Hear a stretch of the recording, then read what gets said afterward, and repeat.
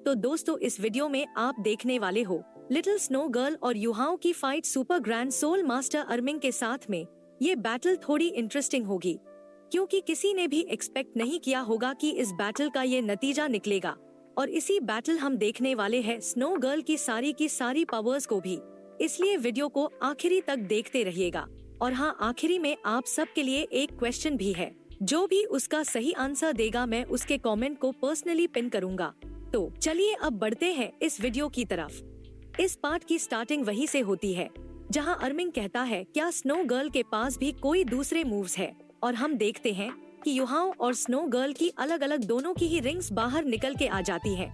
और युहाओं मन में कहता है स्नो गर्ल जो इस फाइट को लीड कर रही है, इस वजह से अनकॉन्शियसली मैंने भी अपने हाथ को उसके जैसे ही उठा लिया है, और क्या ये टेलीपैथी की पावर्स हो सकती है। और इस तरफ अर्मिंग मन में कहता है स्नो गर्ल काफी ज्यादा क्यूट है, इसलिए मैं उस पर ज्यादा प्रेशर नहीं दे सकता हूँ। और एक ही सेकंड के अंदर पूरी की पूरी क्लियर स्काई क्लैन स्नो और आइस के फील्ड में बदल जाती है, और ये नजारा वाकई में काफी बढ़िया होता है। और इस वजह से अर्मिंग भी काफी हैरान होता है और कहता है कि अब मैं युहाओं को बिल्कुल भी देख नहीं सकता हूँ, और ना ही मैं उसकी प्रेजेंस को अब फील कर पा रहा हूँ। और हम देखते हैं कि इस तरफ स्नो गर्ल ने snowy dance absolute ice field को इस्तेमाल किया होता है, और इसे देखते हुए युहाओं मन में कहता है ये तो काफी हद तक मेरी पहले वाली एब्सोल्यूट आइस फील्ड जैसी है। और पहले तो उसकी रेंज 100 मीटर से कम थी, लेकिन अब इसकी रेंज 200 मीटर से भी ज्यादा हो गई है, और तो और ये बेमिसाल माइनस टेम्परेचर पर भी पहुंच गई है। और इस आइस फील्ड के अंदर मैं अपनी आंखों को बंद करके भी अपोनेंट की लोकेशन को फील कर सकता हूँ, और ये चीज तो वाकई में काफी सरप्राइजिंग है। और इस तरफ अर्मिंग मन में कहता है वैसे तो मेरी मार्शल सोल कॉन्टिनेंट के टॉप 10 के अंदर रैंक करती है, हालांकि मैं तब भी युहाओं की लोकेशन का बिल्कुल भी पता नहीं लगा पा रहा हूँ।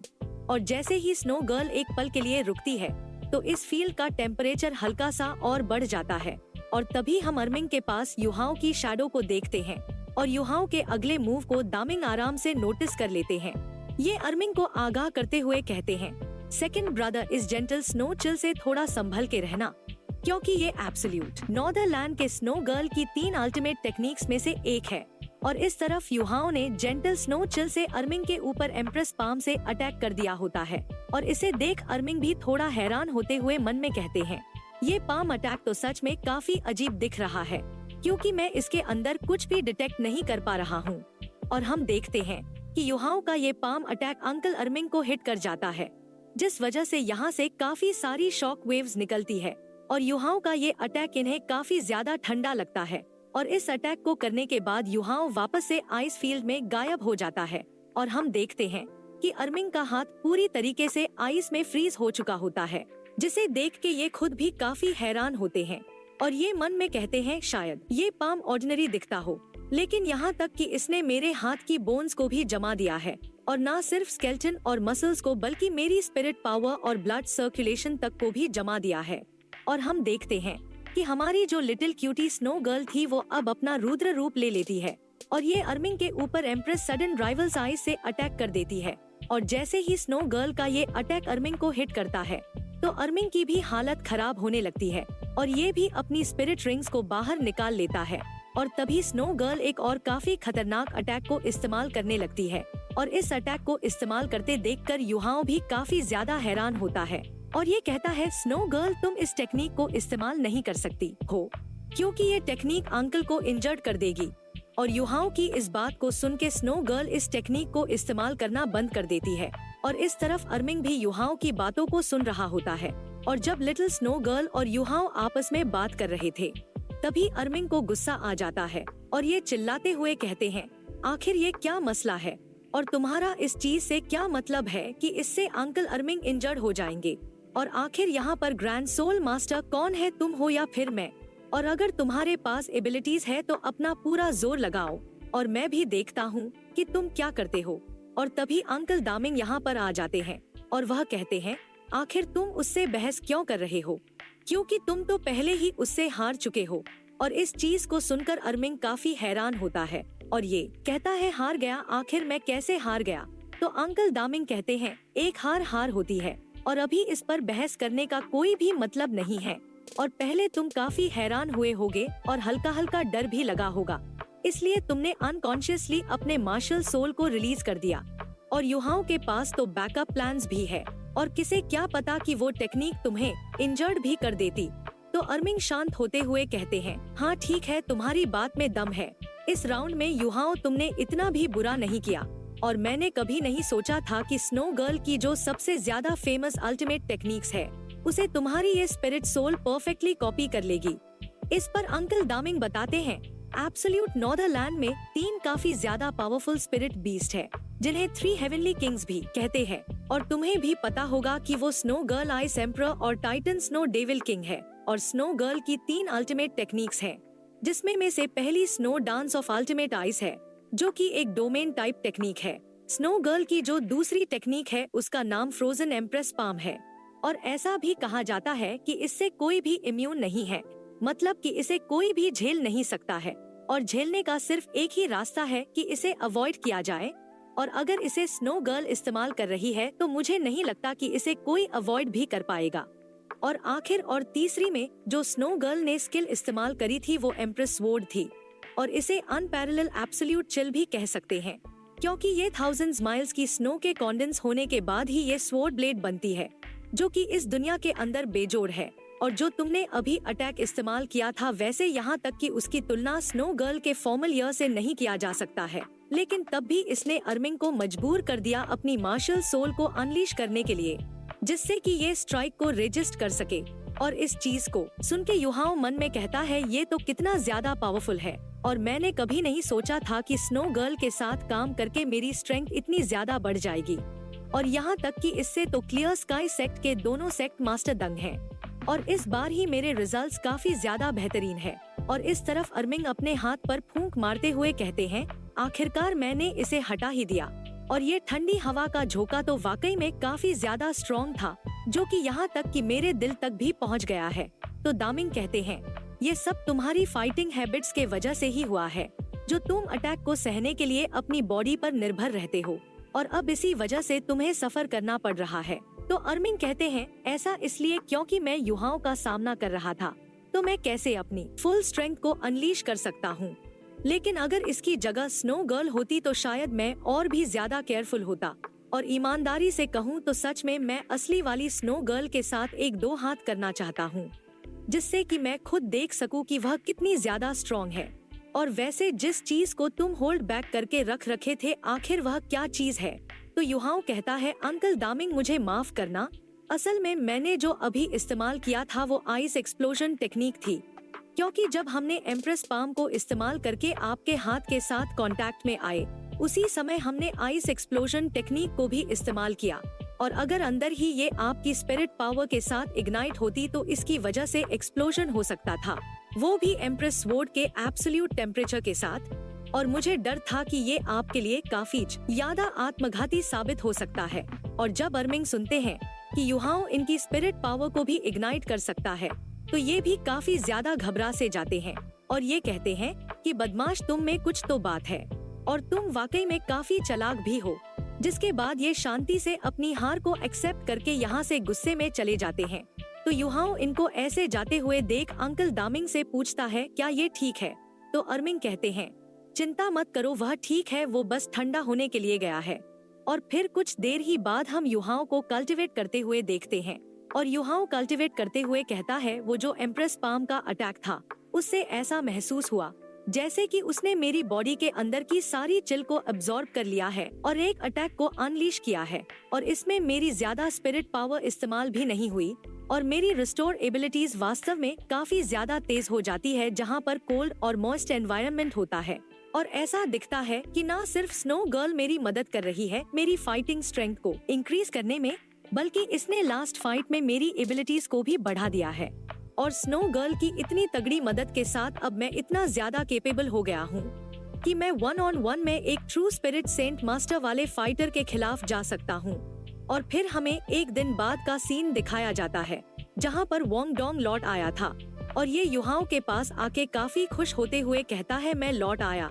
और वोंग डोंग को यहाँ पर देख के युहाओं थोड़ा सा चौंक सा जाता है और कहता है कि वोंग डोंग, आखिर तुम यहाँ पर कब आए? और क्या तुमने अपनी स्पिरिट रिंग को ऑब्टेन कर लिया है? तो वोंग डोंग कहता है हाँ, सब हो गया है। तो युहाओ खुश होते हुए कहता है ये तो वाकई में काफी बढ़िया हुआ, और वो क्या है? तो वोंग डोंग कहता है ये एक सीक्रेट है और ये तुम्हें तब पता चलेगा जब तुम श्रेक्स एकेडमी लौट आओगे। तुम तो बस इतना जान लो कि वह काफी ज्यादा स्ट्रॉन्ग है। तो युहाओ कहता है कोई बात नहीं, तुम्हें नहीं बताना तो मत बताओ, वैसे मेरे पास भी एक सीक्रेट है, लेकिन मैं ये नहीं कह सकता कि तुम्हें उसे सुनने में इंटरेस्ट है या नहीं। तो वोंग डोंग पूछता है वो सीक्रेट क्या है? तो युहाओ भी टोंट मारते हुए कहता है तुम्हें अपने आप पता चल जाएगा जब मैं श्रेक्स एकेडमी लौट के आऊंगा। तुम तो बस इतना जान लो कि वह काफी ज्यादा स्ट्रॉन्ग और क्यूट है। और इस चीज को सुनकर वोंग डोंग को भी गुस्सा आता है और ये मुंह बनाते हुए कहता है मैं श्रेक्स एकेडमी से इतनी दूर तुम्हें सन मून एम्पायर लेने आया और तब भी तुम मेरे साथ ऐसा मजाक कर रहे हो। तुम सच में इंसान भी हो या नहीं? और वोंग डोंग के गुस्से को देख के युहाओ घबरा सा जाता है और ये कहता है कि ठीक है, मैं तो बस मजाक कर रहा था। और फिर युहाओ स्नो गर्ल को बाहर आने के लिए कहता है और युहाओ को ऐसा करता देख वोंग डोंग भी थोड़ा सा हैरान होता है। लेकिन जैसे ही स्नो गर्ल अपीयर होती है तो वोंग डोंग काफी ज्यादा खुश हो जाता है और ये कहता है कि ये लिटिल गर्ल तो कितनी ज्यादा क्यूट है और जल्दी से आके मुझे एक हग दो। तो युहाओ वोंग डोंग को आगाह करते हुए कहता है वोंग डोंग केयरफुल रहना और इसे टच मत करना, नहीं तो तुम हर्ट भी हो सकते हो।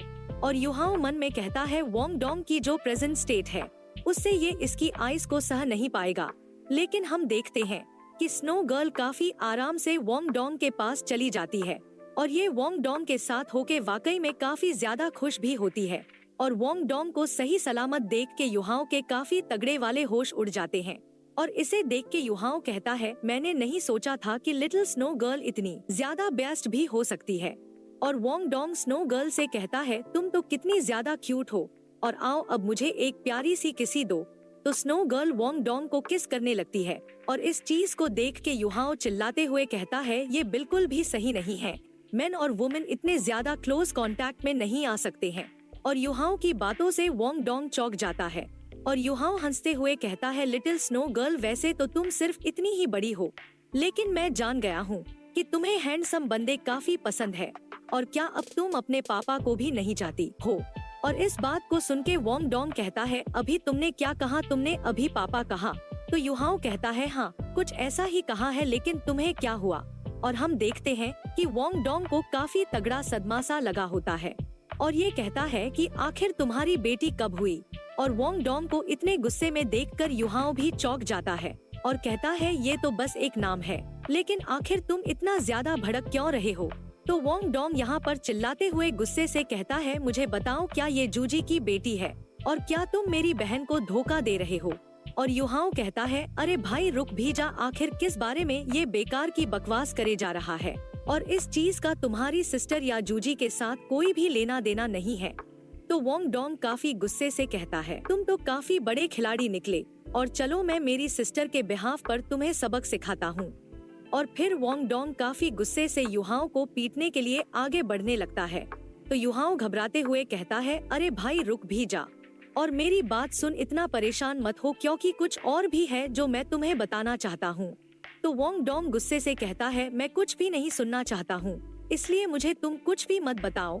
तो युहाओ कहता है अरे भाई मेरी बात तो सुन, और क्या तूने ये नहीं सुना कि मैं इसे क्या बुला रहा हूँ? मैं इसे स्नो गर्ल बुला रहा हूँ क्योंकि ये स्नो गर्ल है। और तभी वोंग डोंग रुक जाता है और ये स्नो गर्ल के बारे में सुनकर काफी हैरान होता है और ये कहता है क्या तुम उसी स्नो गर्ल की बात कर रहे हो जो कि एब्सोल्यूट नॉर्दर्न रीजन के हेवनली किंग्स में से एक है? और क्या तुम्हारा मतलब ये है कि तुम्हारी बॉडी में आइस जेड स्कॉर्पियन एम्प्रेस के अलावा स्नो गर्ल भी है? जिस पर युहाओ वोंग डोंग को स्नो गर्ल, आइस एम्प्रेस और गॉड एलेक्स के बारे में बता देता है। और फिर वोंग डोंग कहता है 3 हेवनली किंग्स में से 2 तो तुम्हारे पास है। हे भगवान, तुमने तो मुझसे कितना कुछ छिपा रखा था। तो युहाओ कहता है मैं जानबूझकर इसे तुमसे छिपा के नहीं रखना चाहता था, यहाँ तक कि बस आइस एम्परर की स्पिरिट बोन ही हमें काफी बड़े खतरे में डाल सकती थी अगर इसकी इन्फॉर्मेशन लीक होती तो।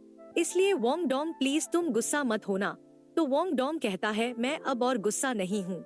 तो युहाओ थोड़ा सा हैरान होते हुए कहता है तुम्हारे इमोशंस तो मौसम से भी काफी जल्दी बदल जाते हैं और तुम तो पहले मेरे साथ यहाँ पर लड़ रहे थे, तो वोंग डोंग कहता है हाँ तो क्या अगर मैं तुम्हारे साथ लड़ भी रहा था। तो युहाओ कहता है कि ठीक है तुम जीते। और युहाओ यहाँ से जाने से पहले कहता है मैं अब जाता हूँ और मैं अब तुमसे 4 दिन बाद श्रेक्स एकेडमी में मिलूंगा। और इतना कह के युहाओ काफी तेजी से सन मून एम्पायर के लिए चला जाता है।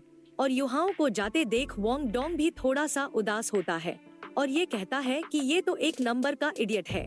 तो दोस्तों इस प्लॉट के साथ आज का ये वीडियो यहीं पर एंड होता है। और आज का क्वेश्चन ये है कि सोल लैंड 2 में कुल कितने लेवल 99 के टाइटल डेमिगॉड डुलियो है, कमेंट करके जरूर से बताना। और हाँ, इस वीडियो में 4000 लाइक्स का एम जल्द से पूरा करवा देना। और अगले पार्ट के लिए कमेंट में नेक्स्ट पार्ट लिखकर जरूर से बताना। तब तक के लिए बाय बाय, टेक केयर।